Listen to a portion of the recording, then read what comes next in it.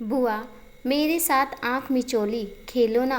गोरी चिट्टी मासूम गोल चेहरा 4 साल की पीहू ने अपनी बुआ की साड़ी पकड़कर जिद करते हुए बोली, नहीं पीहू, शाम होने वाली है। आपके फूफा जी निहाल चाचू ऑफिस से आते ही होंगे। रात का खाना बनाने जा रही हूँ। हम कल खेलेंगे। Okay bye. की खूबसूरत भोली भाली तीखे नैन नक्श वाली माही ने कहा। पीहू का मुंह उतर गया। उसका मुंह उतरा देखकर वहीं हॉल में सोफे पर बैठी माही की सास यशोदा त्रिपाठी बोली अपनी बहू माही से, अरे क्या कर रही बहू, मायूस कर दिया ना बच्ची को। खाना बन जाएगा, शांति बना लेगी। क्यों माँ जी, आपको मेरे हाथ का खाना पसंद नहीं आता? थोड़ा माही किचन से उदास होकर बोली, ये लो, अब ये रूठ गई। नहीं माँ जी, मैं रूठी नहीं हूँ। मुझे पता है तुम रूठी नहीं हो, लेकिन हमारी पीहू तो उदास हो गई ना माही। तुम खाना बहुत अच्छा बनाती हो। अच्छा ठीक है, बना लेना खाना, रात अपनी ही है। खाना थोड़ा लेट बन जाएगा तो पहाड़ नहीं गिर जाएगा, लेकिन हमारी पीहू मायूस दुखी होगी तो ये ठीक नहीं होगा। ये तो नन्ही सी चिड़िया है जो चहकती हुई ही प्यारी लगती है। चलो पीहू के साथ खेलो, बाद में खाना बनाना और हम सब भी पीहू के साथ खेलेंगे। डिम्पल, वैशाली, तुम दोनों भी आ जाओ। पीहू कपड़ा ले आओ और माही बुआ की आंखों में बांधो। ओके दादी। खुश होते हुए कमरे से एक दुपट्टा ले आई और डिम्पल को पकड़ा दिया। लो डिम्पल बुआ, माही बुआ की आंखों पर बांध दो। Okay princess. चलिए आइए माही भाभी, आप हमें ढूंढना। ओके, हम लोग भी ना बच्ची के साथ बच्ची बन जाते हैं। थोड़ा ढीली बांधना डिम्पल।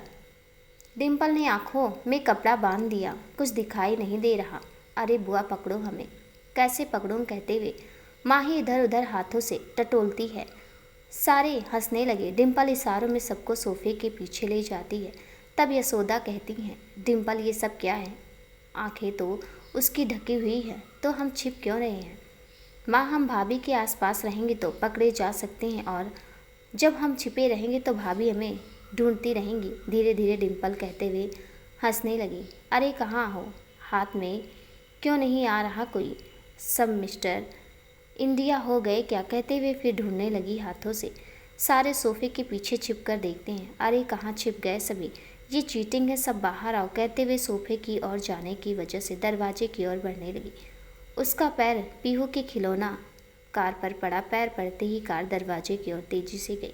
माही अपना बैलेंस संभाल नहीं पाई। दरवाजे पर आते एक हैंडसम से लड़के से टकरा गई। लड़का भी अपना बैलेंस संभाल नहीं पाया, फर्श पर गिर गया।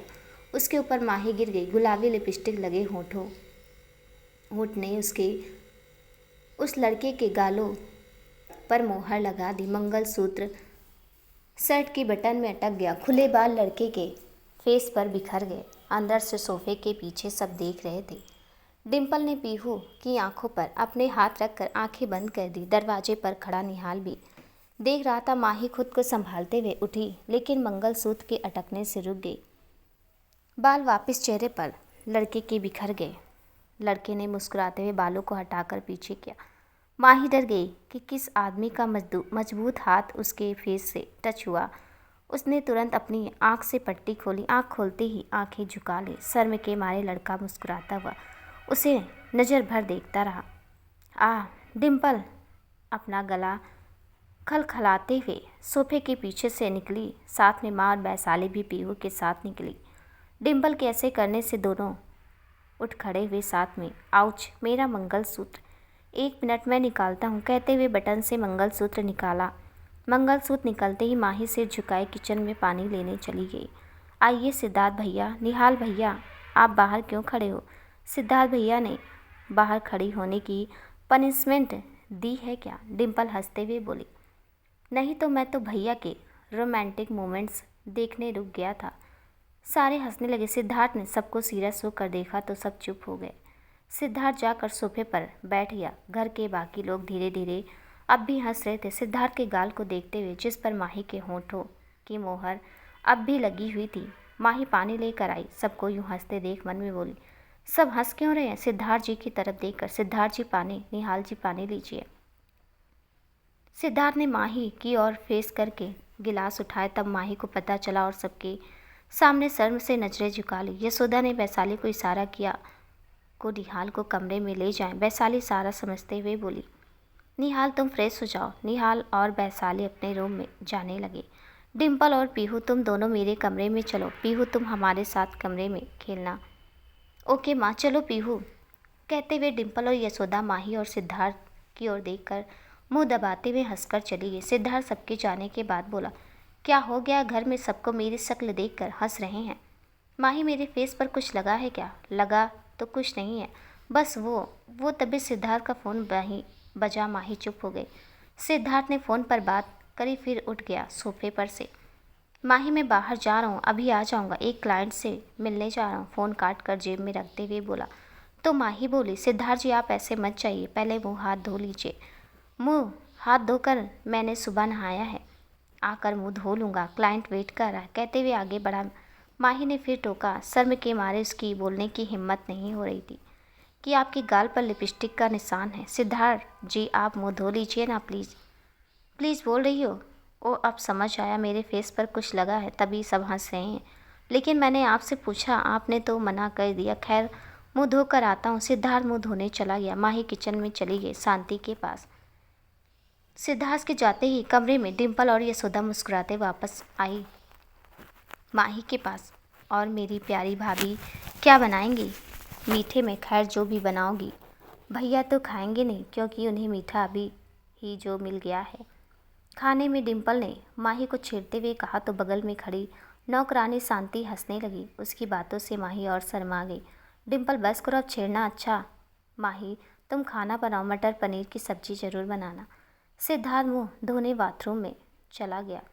बाथरूम में गया बड़बड़ाते हुए, पता नहीं ऐसा क्या लगा है मेरे चेहरे पर। वैसे तो माँ साफ कर दी हैं, आज वो भी मेरा चेहरा देखकर हंस रही थी। देखूं तो सही क्या लगा हुआ है।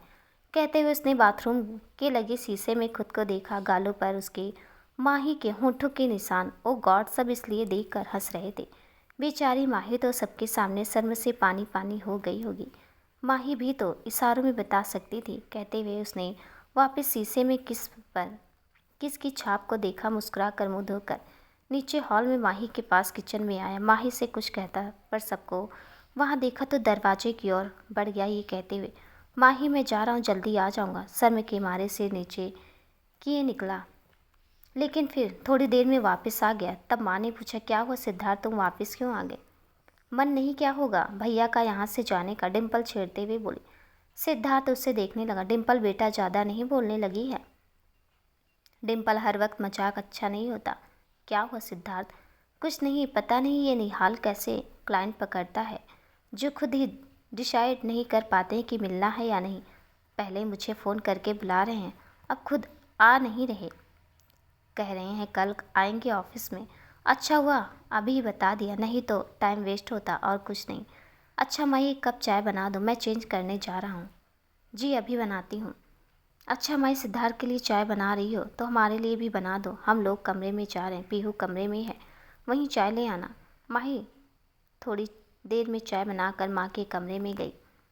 माँ ये लीजिए चाय, और डिम्पल आप ये एक कप चाय सिद्धार्थ जी को दे आइए। डिम्पल चाय पकड़ती है तो माँ इशारों में मना कर देती हैं। मैं क्यों दे आऊँ, आपके पति हैं तो आप ही देकर आओ। दे आओ ना डिम्पल चाय। नहीं मतलब नहीं। क्या हुआ माही, दे आओ। सिद्धार्थ तुम्हें कुछ कहता है, डांटता है, या उसकी शक्ल डरावनी है जिसे देखकर डर लगता है तुम्हें? नहीं माँ ऐसा कुछ नहीं है। तो जाओ। तभी सिद्धार्थ ने आवाज़ लगी, माही माही। सिद्धार्थ को ऐसे आवाज़ लगाते सुन माही के हाथ पांव फूल गए। जाओ बुला रहा है, जल्दी जाओ। माही डरते डरते अपने कमरे में गई चाय लेकर। सिद्धार्थ दोनों हाथ अपने सीने में बांधे थोड़ा गुस्से में खड़ा था। माही भागते अपने कमरे में चाय लेकर आई। सिद्धार्थ दोनों हाथ अपने सीने में बांधे गुस्से में खड़ा हुआ था। बेचारी माही सिद्धार्थ से बात करते हुए भी डरती थी। नाम भी ले ले हाथ पैर फूल जाते थे, और आज तो गुस्से में था। माही का दिल धक धक हो रहा था। कोशिश करने पर भी खुद को रिलैक्स नहीं कर पा रही थी। हल्की ब्राउन आँखें, गोरा लंबा फेस का 6 foot fit and black pant, white full shirt, ऊपर से बास्केट पहने सिद्धार्थ गुस्से में भी हैंडसम लग रहा था। माही के कमरे में आते ही माही से दरवाज़ा बंद करने को कहा। चाय रखो साइड में, पहले कमरे का दरवाज़ा बंद करो। जी। माही ने चाय सोफे के टेबल के पास रखी।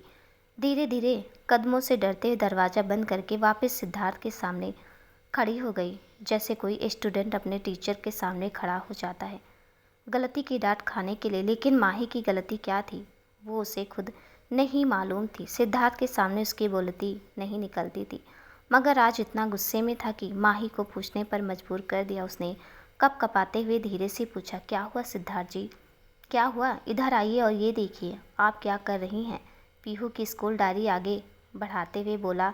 माही के कप कपाते हुए हाथ ने डायरी खोल कर देखी। सिद्धार्थ फिर बोला, आप अपना ऐसे फ़र्ज और जिम्मेदारी निभाएंगे? आपने पीहू की डायरी देखी? उसकी डायरी में उसकी टीचर ने क्या लिखा है? उसका सारा होमवर्क गलत है। दोबारा कहने के लिए डायरी पर लिखा है, हर सब्जेक्ट की टीचर ने यही शिकायत है। लिखित लिखित में आप पीहू का होमवर्क नहीं करा सकती हैं। पीहू को बुला के लाइए। सॉरी सिद्धार्थ जी, आप उसे कुछ मत कहिएगा, गलती मेरी है। मुझे उसका होमवर्क कराना चाहिए था। कुछ दिनों से उसके ऊपर ज़्यादा ध्यान नहीं दे पा रही, पर आगे से ऐसी गलती नहीं होगी। वो बच्ची है, डर जाएगी। अगर आप डांटेंगे, आपको जितना डांटना है मुझे डांट लीजिए। सिद्धार्थ के गुस्से से बोलने की वजह से माही की आंखें भर आई थी। बाहर दूसरे कमरे में यशोदा और डिम्पल पीहू के साथ बैठी परेशान थी कि सिद्धार्थ इतना गुस्से में क्यों है। सिद्धार्थ का गुस्सा शांत करने के लिए यशोदा ने पीहू को बुआ के कमरे में जाने को कहा। पीहू बेटा, एक काम करो, जरा तुम अपनी बुआ के कमरे में भी जाओ। फूफा जी आपको देखेंगे तो उनका गुस्सा छूमंतर हो जाएगा। ओके दादी, कहते हुए पीहू माही के कमरे की ओर गई। अपना हाथ में येलो कलर टेडी बियर पकड़े। लो, शुरू हो गया आपका रोना। सिद्धार्थ ने माही की भरी हुई आंखें को देखते हुए बोला। माही बिना आवाज़ किए रोने लगी। माही आप तो रोने लगी, लगता है बहुत डांट दिया। सिद्धार्थ मन में बोला, सॉरी माही, आप रोना बंद कीजिए। आखिर जितनी गलती आपकी उतनी ही मेरी भी है। आखिर जिम्मेदारी तो पीहू की मैंने ली है, पर जिम्मेदारी लेने से तो कुछ नहीं होगा। हमें ध्यान भी तो देना होगा ना। अब से पीहू का स्कूल का काम मैं रोज़ रात में आकर चेक कर किया करूँगा और आप उसका होमवर्क करवाएंगी। ओके सॉरी माही, आप रोना बंद कीजिए। जाइए पीहू को बुलाइए। सिद्धार्थ जी, जी सिद्धार्थ जी, कहते हुए माही ने अपने आंसू पोछे दरवाजे के पास गए। दरवाज़ा खुला। दरवाजे पर पीहू अपना टेडी बियर से मुंह ढके खड़ी थी। अरे पीहू, तुम कब से खड़ी हो यहाँ? अंदर आओ, अंदर आओ। मैं आपको ही बुलाने आ रही थी। चलो अंदर आओ, फूफा जी आपको बुला रहे हैं। मैं नहीं जाऊँगी बुआ फूफा जी के पास, वो गुस्से में है ना, मुझे मारेंगे। सिद्धार्थ ने अंदर से सुना तो उसको रियलाइज़ हुआ उसने क्या किया है। बच्चे वाले घर में चिल्लाकर बोलूँगा तो उसका असर बच्चे पर बुरा पड़ सकता है। फिर सिद्धार्थ ने अपना गुस्सा शांत किया। मुस्कुराते पीहू को आवाज़ लगाई। पीहू माही के पीछे छिप गई। पीहू बेटा इधर आओ ना, फूफा जी के पास नहीं आओगी? देखो फूफा जी आपके लिए क्या लाए हैं, चॉकलेट, ये लो, आपको पसंद है ना? सिद्धार्थ ने जेब से निकालकर पीहू की तरफ करके कहा, लेकिन पीहू ने नहीं ली। माही के पीछे छिपी रही। पीहू बेटा सामने आ जाओ, फूफा जी आपको कुछ नहीं कहेंगे, और चॉकलेट ले लो। फूफा जी आपको बहुत प्यार करते, माही प्यार से बोली। माही की बात सुनकर पीहू बाहर आई। सिद्धार्थ के हाथ से चॉकलेट ले ली। सिद्धार्थ के सामने चुपचाप खड़ी हो गई, उदास सिर नीचे किया। क्या हुआ मेरी पीहू को? हमने तो पीहू को कुछ भी नहीं कहा, फिर भी हमें उनकी नाराज़गी मिल रही है। देखने को क्या हो गया? आप हमसे डर रही हैं? हमने आपको डांटा है क्या? हम अपनी पीहू को भला डांट सकते हैं क्या? नहीं, बिल्कुल नहीं। तो ये तितली हंस क्यों नहीं रही? हंसो ना। अगर आप हंसोगी ना तो हम आपके लिए पूरा चॉकलेट का डिब्बा ले आएंगे। अब तो अपने फूफा जी मुस्कुरा कर दिखा दो प्लीज़। कहते हुए सिद्धार्थ ने पीहू को गुदगुदी करनी शुरू कर दी। पीहू सब भूल कर हंसने लगी, जिसे देखकर माही के चेहरे पर भी हंसी आ गई। वो भी उसे देखते हुए खिलखिलाकर हंस दी। माही को मुस्कुराता देख सिद्धार्थ उसे प्यार से देखने लगा। माही हंसती रही, सिद्धार्थ देखता रहा। हंसते हंसते रोने लगी। उसको रोता देख सिद्धार्थ के चेहरे से स्माइल गायब हो गई, जिसे देख कर पीहू भी उदास हो गए। तब सिद्धार्थ बोला, ये क्या माही, हंसते हंसते रोने लगी? आप हंसते हुए अच्छी लगती हैं, हंसिए ना। देखो आपके लिए इतनी जल्दी सब कुछ भूल पाना बहुत मुश्किल है, लेकिन भूल कर आगे तो बढ़ना होगा ना। देखिए अगर आप ही ऐसे रोएंगे तो पीहू कैसे उस दुख से उभर पाएगी। वो तो आपसे कितनी छोटी है, अपने माँ बाप खोए हैं उसने इतनी कम उम्र में। आप तो बड़ी हैं, समझदार हैं, पीहू के लिए संभालो अपने आप को। सिद्धार्थ एकदम माही के एकदम करीब आकर धीरे से कहता है ये सब बातें ताकि पीहू सुन ना ले। माही ने पीहू की ओर देखा, फिर आंसू पोंछकर हल्की सी स्माइल के साथ पीहू के पास गई। क्या हुआ पीहू, आप इतनी उदास क्यों हो गई? क्योंकि आप रो रही थी ना बुआ। ओफो, मैं रो नहीं रही थी, मेरी आंखों में कुछ गिर गया है इसलिए आंसू आ गए। हाँ आपकी बुआ इसलिए रो रही थी। माही इधर आइए, मैं देखता हूँ आपकी आंखों में क्या गिरा है। कहते सिद्धार्थ माही की आंखों में पीहू को दिखाने के लिए फूंक मारने लगता है। फूंक मारते हुए माही की नीली झील सी आंखों में खो गया। पीहू ने माही की साड़ी पकड़ के पूछा, बुआ आप ठीक हो गई? आँख निकल गया जो आँख में गिर गया था। सिद्धार्थ ने तुरंत माही को छोड़ा। माही थोड़ी उससे दूर होकर आंखें नीचे कर लेती शर्म के मारे। हाँ पीहू, बुआ की आँख बिल्कुल ठीक हो गई।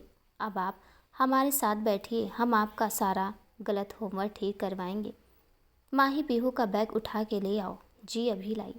कहते हुए माही अलमारी से पीहू का बैग निकाल कर सिद्धार्थ के हाथ में देते हुए कहती है, आप बैठिए, मैं दूसरी चाय बनाकर लाती हूँ, ये तो ठंडी हो गई। कोई बात नहीं माही, रहने दीजिए, आप मेरे साथ इधर बैठिए, पीहू का काम ठीक करवाइए। घर के काम करने के लिए बहुत लोग हैं, चलिए बैठिए। कहते हुए बेड के एक तरफ बैठ गया। पीहू बीच में, माही दूसरी ओर बैठकर होमवर्क ठीक कराने लगी। सिद्धार्थ कॉपियाँ चेक करने लगा। निहाल तुम यहीं बैठो, मैं जरा सिद्धार्थ भैया के कमरे के पास जाकर सुनकर आऊँ। माही को सिद्धार्थ भैया गुस्से में क्यों बुला रहे थे, आखिर क्या गलती की है उस माही ने, जरा मज़े लेकर आऊँ। बहुत दिनों से मैंने तमाशा नहीं देखा, देखूँ तो जाकर सिद्धार्थ भैया ने डांटा ही है या मारा भी है। ओ गॉड, तुम भी ना वैशाली, ठीक है जाओ जल्दी आना, देखो संभल कर, कहीं ऐसा ना बाद में सब तुम्हारे ऊपर डांट पड़ने पर हंसे। इतनी बेवकूफ़ नहीं हूँ, मैं जा रही हूँ, फिर तुम्हें बताऊँगी, मुझसे रहा नहीं जा रहा, बहुत उतावली हूँ। माही की वो रोनी सूरत देखने के लिए कहते हुए मुस्कुराते हुए वैशाली कमरे से बाहर आई। इतनी बेवकूफ़ नहीं हूँ, मैं जा रही हूँ, फिर तुम्हें बताऊँगी, मुझसे रहा नहीं जा रहा, बहुत उतावली हूँ। माही की वो रोनी सूरत देखने के लिए कहते हुए मुस्कुराते हुए वैशाली कमरे से बाहर आई। ऊपर माही और सिद्धार्थ के कमरे के दरवाजे से छिप कर देखने लगी और जो सोच कर आई थी वैसा उसे कुछ नहीं देखने को मिला। वैशाली देखते ही किलस गई। माही और सिद्धार्थ को साथ में एक साथ बेड पर बैठकर पीहू का काम करा रहे थे। अरे वैशाली भाभी, आप यहाँ क्या कर रही हैं? ये अच्छी बात नहीं है।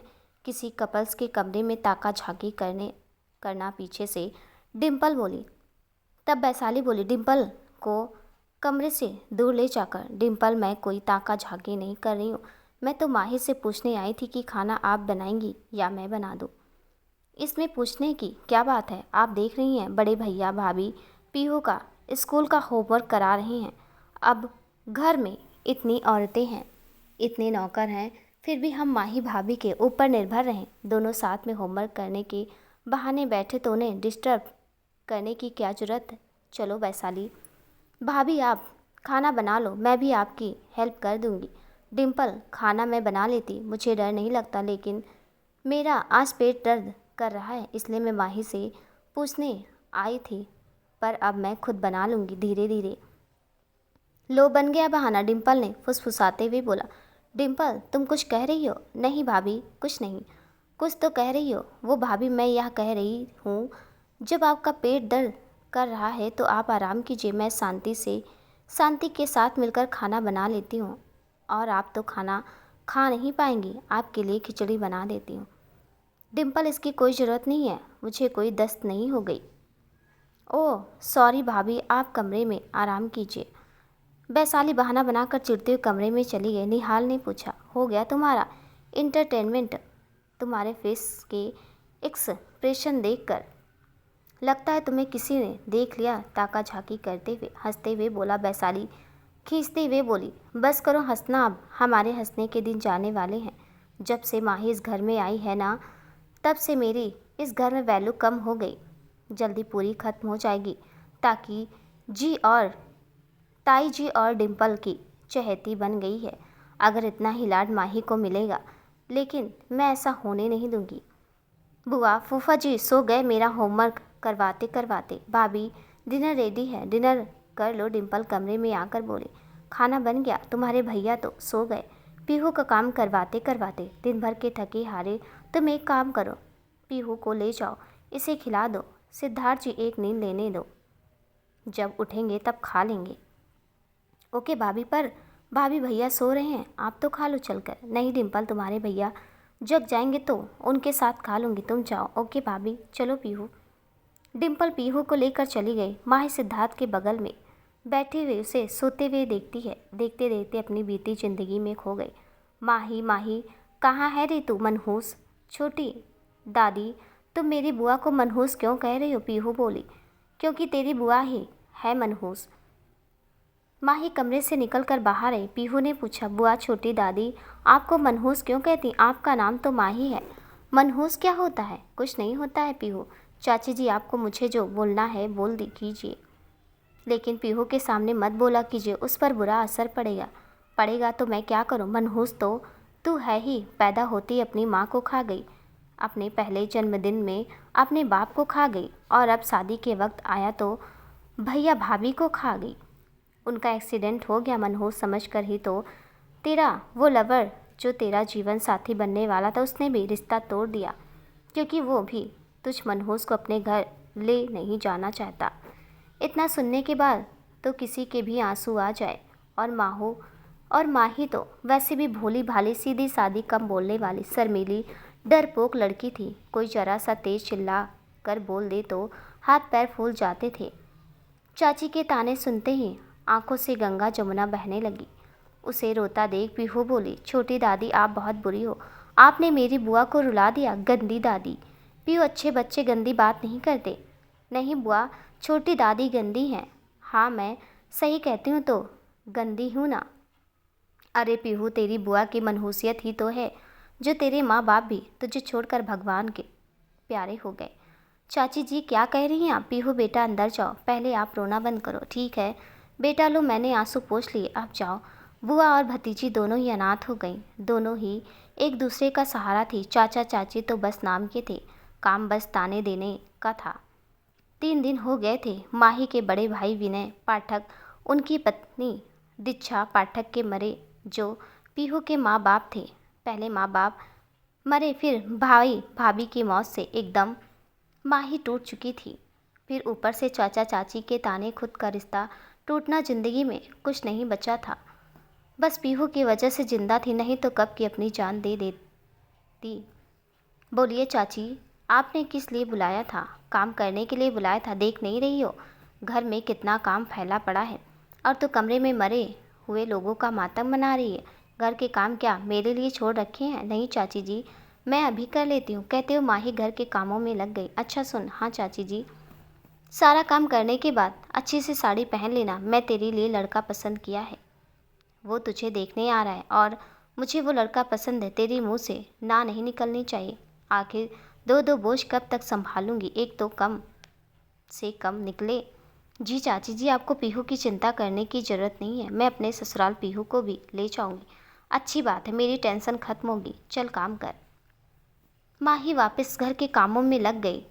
A to Z सारे काम करने के बाद अपने कमरे में रेडी होने चली गई। घर के काम करने के बाद माही इतनी थक गई थी कि रेडी होकर अपने बेड के सिरहाने टेक लगा कर लेट गई। लेटते ही उसे नींद आ गई।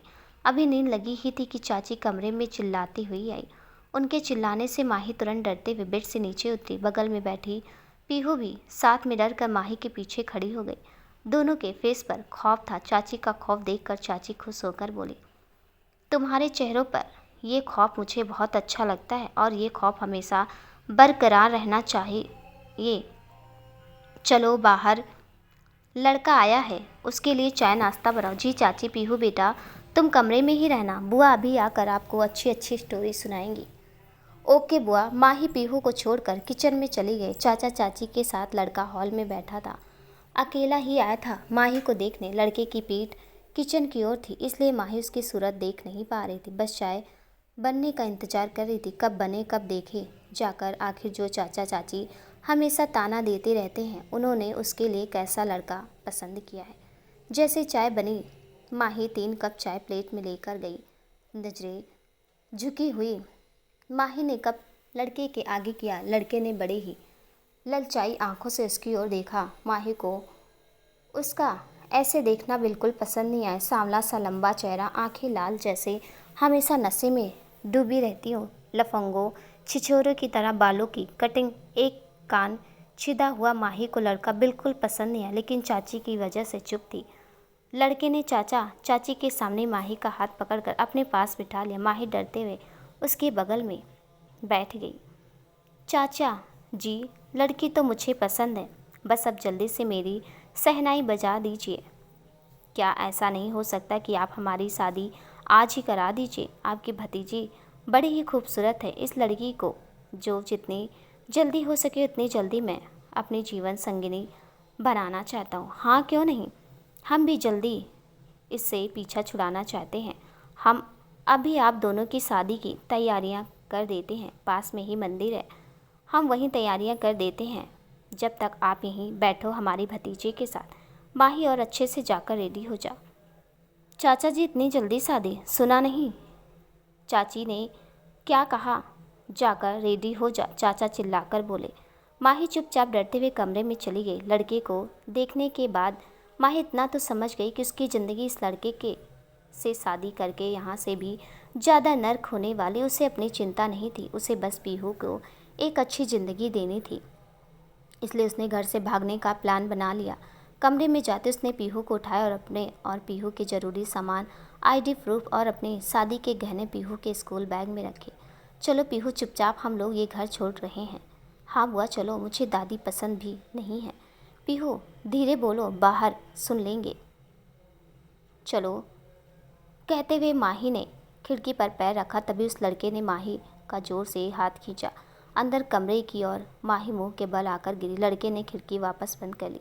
देखो, तुम जो भी हो, कोई हो, मुझे तुम पसंद नहीं हो। मैं तुमसे शादी नहीं करना चाहती। माही उठते हुए बोली। नाक से खून बहने लगा था।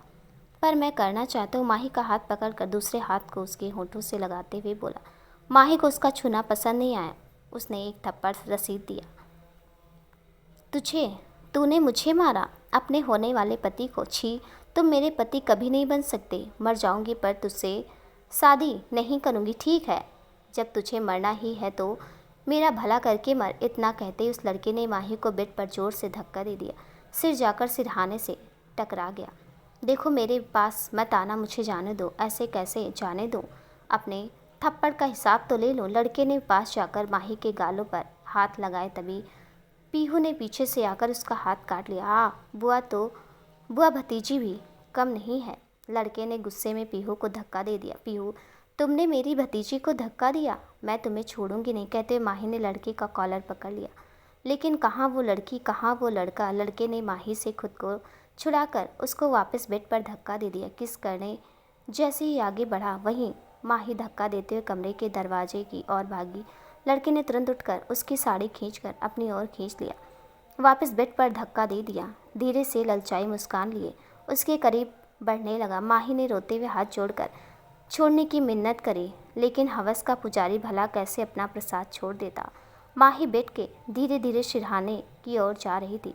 लड़का वैसे वैसे उसके और करीब आ रहा था। माही बेड के सिरहाने चिपक गई। अब पीछे जाने का रास्ता भी ना था। प्लीज़ जाने दो। अच्छा ठीक है, मैं शादी करने के लिए तैयार हूँ। शादी तो होगी मैडम, लेकिन सुहाग रात की बात। कहते हुए लड़के ने माही के जुड़े हुए हाथ खोलकर पकड़े। चेहरे पर किस करना चाहता भी किसी ने उसको पीछे से पकड़कर अपनी ओर खींचकर फर्श पर पटक दिया। माही ने बेड से उठकर एक साइड खड़ी हो गई। जैसे ही लड़के ने माही को किस करना चाहा, तभी पीछे से किसी ने उसे पकड़कर रोका, अपनी ओर खींचकर फर्श पर पटक दिया।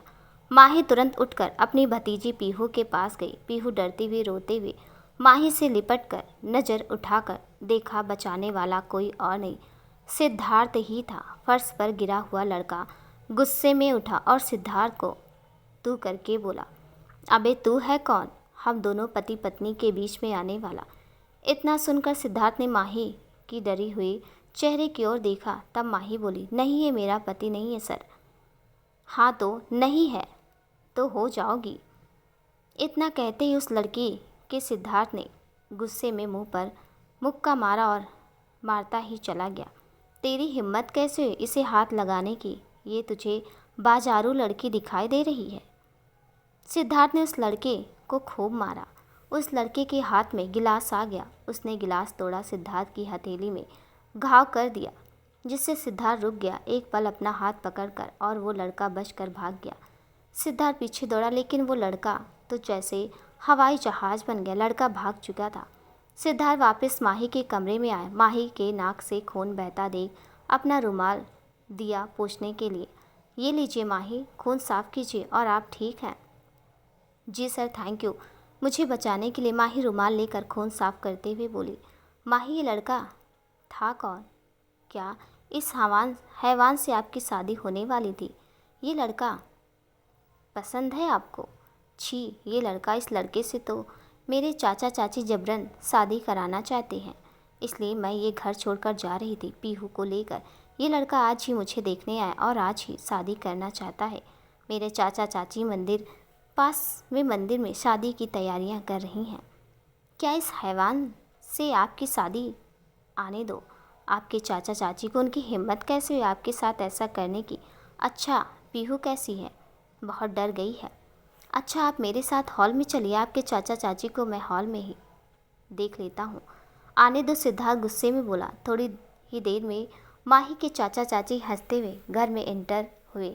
वहाँ उस लड़के की चाचा सिद्धार्थ को देखकर चेहरे उतर गए और माही से बोले, वो लड़का कौन जो तुझे देखने आया था? माही, चाचा ने कड़क स्वर में कहा। तब सिद्धार्थ ने कहा, जरा आवाज़ नीचे करके बात करो। क्यों, हमारी भतीजी है, हम कैसे भी उससे बात करें? तुम कौन होते हो हमें ये सिखाने वाले कि हमें कैसे बात करनी है? सिद्धार्थ को सुनकर गुस्सा आया। उसने चाचा जी के गाल पर भी थप्पड़ जड़ दिया, जिससे चाची को तो सांप सूंघ गया। चाची ने धीरे से कहा, हम माही के दुश्मन थोड़ी ना हैं जो उसका बुरा चाहेंगे। माही, तुमने लड़के को भगा क्यों दिया? उन्होंने नहीं भगाया, खुद भाग गया। वो तो मेरे हाथ से बच गया, नहीं तो जान से मार देता। आप लोग माही की भलाई चाहते हैं। इतना घटिया लड़का माही के लिए पसंद किया है। मैं आप दोनों के बारे में अच्छे से जानता हूँ कि आप लोग कितनी माही की चिंता करते हैं।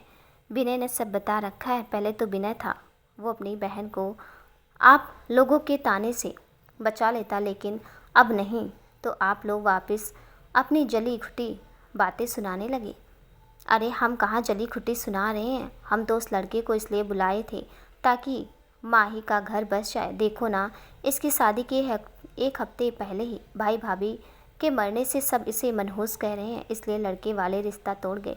अब बताओ, इससे कौन शादी करेगा? वो तो बड़ी मुश्किल से हमें एक लड़का मिला था जो माही का हाथ थामने के लिए तैयार हुआ था, लेकिन हमें क्या मालूम था वो इतना कमीना निकलेगा, हमारी माही की इज्जत पर हाथ डालने की कोशिश करेगा। आपका बहुत बहुत शुक्रिया जो आपने हमारी माही की इज्जत लूटने से बचा ली।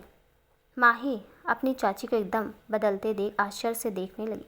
सिद्धार्थ बोला, बंद करो ड्रामा, मैं सब जानता हूँ तुम लोग कितनी परवाह करते हो माही, और अब परवाह करने की ज़रूरत नहीं है तुम लोगों की। माही और पीहू मेरे दोस्त और मेरे मैनेजर की बेटी और बहन है। अब वो इस दुनिया में नहीं रहा तो क्या हुआ, मैं उनकी देखभाल करूँगा, उसकी जिम्मेदारी मैं निभाऊँगा। इन दोनों को अपने घर ले जाऊँगा, समझे? माही, आप सामान पैक कीजिए। सिद्धार्थ साहब, आप माही को अपने साथ ले तो जाएंगे क्या? हमेशा अपने ही घर में रखेंगे? उसकी शादी नहीं करोगे? और आप भूल गए हमारे समाज में जिस लड़की की एक बार शादी टूट जाए तो उस लड़की का कोई हाथ नहीं थामता, और जब आप इसे अपने घर ले जाएंगे फिर तो इसके दामन में कीचड़ लग जाएंगे कि सिद्धार्थ त्रिपाठी ने पहले माही से जी भर लिया, अब उसकी शादी करना चाहता है, तब क्या करोगे? माही को यही रहने दो जिस हालत में वो है, माही का भला तुम रहने दो। चाची ने ताना मारते हुए कहा। सिद्धार्थ को चाची की बात का बुरा भी लगा, गुस्सा भी आ रहा था। फिर से समाज के नज़रिए से देखा तो उनकी बात सिद्धार्थ को सही भी लगी। सिद्धार्थ माही की ओर देखकर बोला, अगर ऐसी बात है तो माही की शादी मैं किसी और से क्यों करूं? मैं खुद उससे शादी करूंगा, तब तो समाज माही पर कीचड़ नहीं उछालेगा। सिद्धार्थ के मुंह से ये सुनते ही माही के आंसू रुक गए। नज़र उठाकर सिद्धार्थ को देखने लगी। सिद्धार्थ ने पूछा। बोलो माही, मुझसे शादी करोगी? और अगर तुम्हें कोई और पसंद है तो मुझे अभी बता दो, मैं तुम्हारी शादी अभी उस लड़के से कराऊंगा। बोलो नहीं, मुझे कोई लड़का पसंद नहीं है। तो ठीक है, आप मेरे साथ मेरे घर मेरी धर्मपत्नी बनकर चल रही हैं। अपना सामान पैक कीजिए, आप और मैं घर जाकर शादी कर लेंगे। सिद्धार्थ साहब क्या कर रहे हैं? ऐसी गलती मत कीजिए।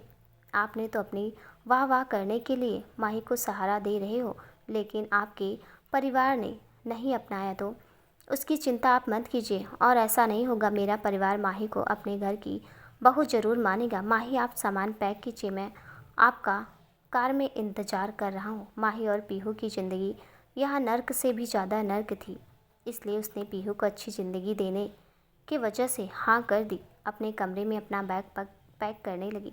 बैग पैक करके पीहू को लेकर कार में बैठ गई। सिद्धार्थ ने कार स्टार्ट करी, घर के लिए निकल गया। माही बार बार अपने घर को देख रही थी। बाहर के आईने में जब तक देखती रही जब तक कार दूर नहीं निकल गई। माही ने सिद्धार्थ का पट्टी किया हुआ हाथ पकड़ा, तभी सिद्धार्थ की आंख खुल गई। आंख खुलते ही माही ने डरते हुए हाथ छोड़ दिया, नजरें झुका ली। सिद्धार्थ ने पूछा, क्या हुआ माही, आप मुझसे कुछ कहना चाहती हैं? हाँ नहीं, मतलब हाँ। नहीं कुछ नहीं। ओफो, कंफ्यूज क्यों हो रही हो? साफ साफ बोलो, क्या बोलना चाहती हो? नहीं, कुछ नहीं बोलना चाहती। तो आपने मेरा हाथ क्यों पकड़ रखा था? मतलब मेरे कहने का मतलब आप पकड़ सकती हैं, बोलिए माही। सिद्धार्थ जी, मैं ये पूछना चाहती हूँ कि आपकी ये हथेली का घाव कैसा है? ये बोलना था आपको। मुझे लगा कोई इम्पोर्टेंट बात करनी है आपको। सिद्धार्थ जी, ये कोई इम्पोर्टेंट से कम नहीं है, बहुत गहरा घाव है। हाँ है तो, लेकिन आपके और पीहू के घावों से ज़्यादा नहीं है। सिद्धार्थ के कहने से माही का चेहरा फिर उतर गया। ओह गॉड, मैं भी कैसी बातें कर रहा हूँ। उन्हें अपने गम भुलवाने की कोशिश करनी चाहिए और मैं उन्हें याद दिला रहा हूँ, सिद्धार्थ अपने मन में कह रहा था। माही फिर माही का मूड चेंज करने के लिए बात पलटते हुए बोला, टाइम क्या हो रहा है? 10 बज रहे हैं। 6 बजे से ही सो रहा हूँ, भूख लग रही है। आपने खाना खा लिया क्या? नहीं अभी नहीं, आप सो रहे थे तो मैंने आपको डिस्टर्ब नहीं करना चाहा। चलिए खाना खा लीजिए, मैं खाना गर्म कर देती हूँ। ओके चलिए, कहते हुए दोनों बेड से नीचे उतरे, हॉल में पहुँच गए। आप डाइनिंग टेबल पर बैठिए, मैं 5 मिनट में खाना गर्म करके लाती हूँ। मैं आपकी हेल्प करवाऊँ? आप रोटियां बनाइए जब तक मैं सब्जियां वगैरह गर्म कर लेता हूँ। अरे मैं कर लूँगी, आप जाकर बैठ जाइए, ये आपका काम नहीं है। क्या मेरा काम नहीं है? क्यों? अच्छा, कामों में लिखा रहता है कि क्या काम मर्द करेंगे और क्या औरत। आप भी ना माही, चलिए आप रोटियां सेकिए, सब्जी राइस वगैरह मैं गर्म करता हूँ। ओके, लेकिन संभाल कर, आपके हाथ में लगी हुई है। सिद्धार्थ ने फ्रिज से सब्जियों और राइस के वाल निकाले और देखकर बोला, माही हमारे घर में सब्जियां तेल से छौंकी जाती हैं या सर्फ में? क्या? सिद्धार्थ जी, आप क्या कह रहे हैं? सर्फ में कौन सब्जियां छौंकता है? हाँ देखिए ना माही, मटर पनीर और दाल में कैसे बुलबुले उठ रहे हैं। क्या बुलबुले उठ रहे हैं? मुझे दिखाइए। ओ नो, ये तो ख़राब हो गई। कमाल है, खाना बने हुए मुश्किल से 3 घंटे हुए होंगे। इतनी जल्दी खाना कैसे ख़राब हो सकता है? और खाना फ्रिज में भी रखा था, सवाल ही नहीं पैदा उठता। मैंने भी पहली बार देखा ऐसा होते। माही भूख लगी है, यहाँ सारा खाना बर्बाद हो गया। सिद्धार्थ जी, आप आधा घंटा रुक जाइए, मैं दोबारा कोई सब्जी बना लेती हूँ। आप डाइनिंग टेबल पर जाकर बैठिए। सिद्धार्थ डाइनिंग टेबल की ओर जाने लगा, तभी वापस मुड़कर बोला, माही एक काम करो, आप 2 लोगों के लिए इतनी मेहनत क्यों कर रही हैं? एक काम करिए, ये सब छोड़िए, पास में एक रेस्टोरेंट है, अभी रेस्टोरेंट खुला हुआ होगा, चलो वहीं खाना खाते हैं। रेस्टोरेंट? बस आधा घंटा दीजिए मुझे, मैं अभी खाना रेडी कर देती हूँ। क्या माही, आपको रेस्टोरेंट का खाना पसंद नहीं है? नहीं पसंद है तो चलो, ज़्यादा देर नहीं लगेगी, रेस्टोरेंट 11:30 बजे बंद होता। चलो आओ जल्दी से, मुझे भूख बहुत तेज़ लगी है। कार से चलेंगे, 5 मिनट का रास्ता। ओके, रेडी होकर आती हूँ। ओके, जल्दी रेडी होना, मैं जब तक माँ को बताकर आता हूँ कि हम दोनों रेस्टोरेंट जा रहे हैं। तभी सिद्धार्थ की बहन डिम्पल आई। चलो डिम्पल आ गई। क्यों, क्या हो गया भैया, मुझे क्यों याद कर रहे हो? डिम्पल, मैं और माही रेस्टोरेंट जा रहे हैं खाना खाने। क्यों भैया, घर में खाना तो बना है ना, वो भी आपकी फेवरेट मटर पनीर। हाँ बनी थी, लेकिन पता नहीं आज सारा खाना ख़राब हो गया, मुझे समझ नहीं आ रहा। ताज़ा खाना, वो भी फ्रिज में ख़राब हो, इसलिए हम लोग रेस्टोरेंट जा रहे हैं। ओके भैया, आप दोनों जाइए, जल्दी आना, मैं आपका यहीं हॉल में इंतज़ार करूँगी। अरे नहीं, तू अपने कमरे में चली जाना, दरवाज़ा खुलवाने के लिए मैं तुझे फ़ोन कर दूँगा। ओके भैया। चलिए सिद्धार्थ जी। माही अपने से ब्लू रंग की साड़ी पहनकर बाहर आई। सिद्धार्थ देखता ही रह गया। तब डिम्पल ने अपना गला खलखलाया। चलो माही, डिम्पल दरवाज़ा लगा ले। ओके भैया, थोड़ा जल्दी आना, रात हो रही है। Okay my sweet sister.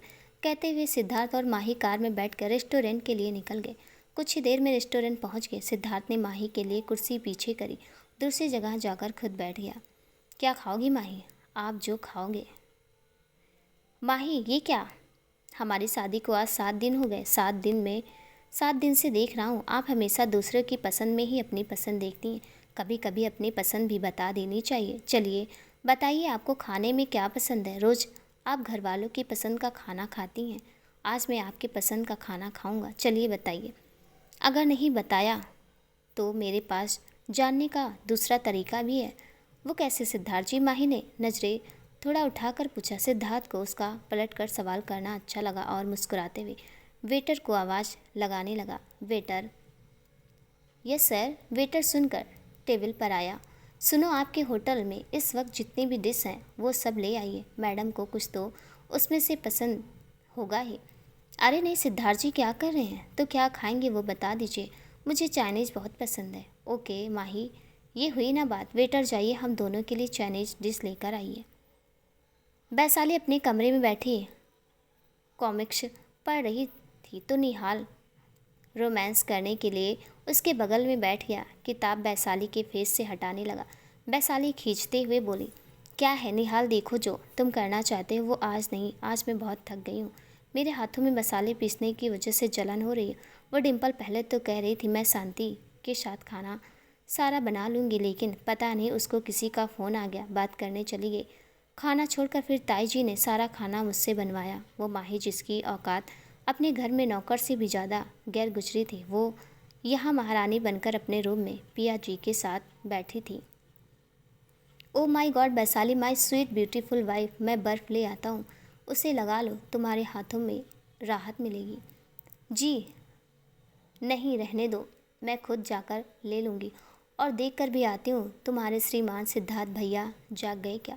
क्यों, तुम क्या करोगी जानकर? कुछ नहीं, वो क्या है ना, सिद्धार्थ भैया जागेंगे तब दोनों खाना खाने आएंगे और खुद बना कर खाएंगे। क्यों, उनके हिस्से का खाना तो फ्रिज में रखा हुआ है ना?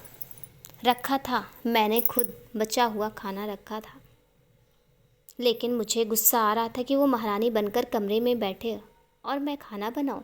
खुद आकर बनाएंगी अपने और अपने पति के लिए, इसलिए मैंने सारा खाना खराब कर दिया। थोड़ा थोड़ा साबुन का झाग डाल दिया, मैं देख कर आती हूँ। कहते वैशाली कमरे से हॉल में आई। दूसरी ओर से यशोदा भी अपने कमरे से निकल कर आई। हॉल की लाइट जली देख और सोफे पर डिम्पल को बैठ देख पूछी, डिम्पल यहाँ हॉल में क्यों बैठी है? जाकर अपने रूम में सो जा। वो माँ, मैं भैया भाभी का वेट कर रही हूँ, दोनों डिनर करने रेस्टोरेंट में गए हैं। क्या रेस्टोरेंट में इतनी रात गए?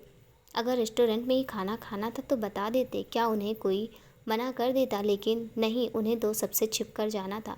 मैंने इतने प्यार से खाना बनाया था, माही और सिद्धार्थ भैया ने खाना भी नहीं वेस्ट हो गया, खाया भी नहीं वेस्ट हो गया। वैशाली भाभी, खाना खराब हो गया था, अब 2 लोगों के लिए खाना क्या बनाते, इसलिए भाभी को लेकर रेस्टोरेंट चले गए। खाना खराब हो गया? पर खाना तो ताज़ा था ना, फ्रिज में भी। फिर भी खाना खराब हो गया कैसे? पता नहीं माँ, पर हो गया, मैंने खुद देखा। सब्जियाँ झाग छोड़ चुकी थी, पर एक बात अच्छी हुई, इस बहाने दोनों को अकेले में टाइम स्पेंड कर पाए। हाँ वो तो है। अच्छा डिम्पल, तू जाकर सो जा, मैं यहाँ बैठ जाती हूँ। दूसरी ओर सिद्धार्थ माही डिनर करके वापस आ रहे थे। कार से बाहर का नज़ारा देख रही थी। हालांकि बाहर का नज़ारा कोई ख़ास नहीं था, देखना तो सिद्धार्थ की और चाह रही थी, लेकिन बस देखने में हिचक हो रही थी। माही बाहर के नज़ारे में व्यस्त थी। सिद्धार्थ कभी सामने देखकर कार चलाता तो कभी माही की ओर देखकर मुस्कुरा रहा था। कितनी मासूम बेगुनाह है, फिर ये इतना जुल्म किया है। भगवान, आपने पहले माँ का आंचल छीन लिया, फिर पिता का साया और अब बड़े भाई भाभी को छीन लिया। जितना अन्याय करना था, जितना दुख देना था, भगवान उतना दे दिया। लेकिन अब नहीं, अब माही साथ में कोई अन्याय नहीं होने दूंगा। उसे वो हर खुशी दूंगा जिससे माही हकदार है। दुनिया की हर खुशी माही के कदमों में डाल दूंगा, चाहे फिर उस खुशी की कीमत मेरी जान क्यों ना हो। सिद्धार्थ मन में कहता हुआ कार चला रहा था।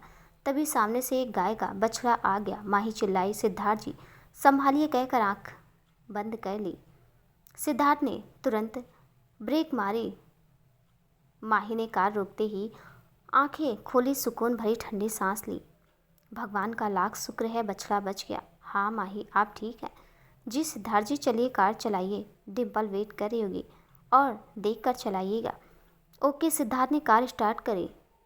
कुछ में घर के बहाने पहुँचे। गाड़ी की आवाज़ सुनकर डिम्पल ने दरवाज़ा खोला, जिसे देख वैशाली और चिढ़ गई। उसने तो माही को परेशान करना चाहा, और वो रेस्टोरेंट में खाना खा कर आ रही थी। कैसा रहा भैया डिनर?